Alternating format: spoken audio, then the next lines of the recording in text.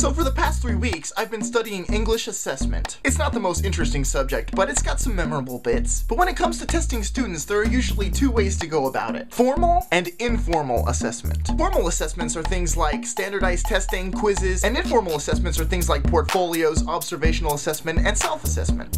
Sounds like a bunch of hippie mumbo jumbo to me. What are you doing in my kitchen? I don't know. What are you doing in your kitchen?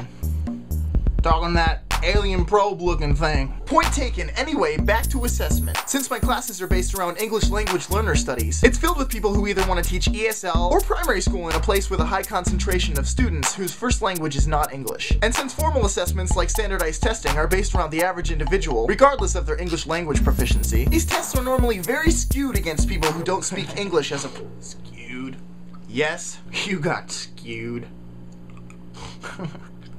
So like I was saying, formal assessments are notoriously bad for students with limited English proficiency, and normal students don't really like them either. So the general consensus is that we should switch to informal assessments whenever possible, in order to more fairly and accurately assess the levels of learning being achieved in the average classroom. However, the X factor I'd like to specifically talk about with regard to informal assessment is what I like to call the sneakiness. You see, formal assessments are more upfront about their intentions, like Buford here. I'm just here to party. And informal assessments are really more like good teaching techniques that have the added benefit of being able to assess a student. In other words, they're sneaky assessments. What's all this sneaky talk? You trying to sell me something? I don't even know one of them sham wows. I got a whole stack of that horse bucky in the shed. Wow, you ordered something off television? Yeah! I mean, I'm not surprised or anything because, come on, but what was that like? Well, at first I was real excited, you know, because that Vince guy got me all worked up, sucking up that cola, whatever, right? But man, I never use that dang old thing. It just sits in my shed collecting dust. And dust ain't liquid. It's supposed to collect cola, now I got to do that myself.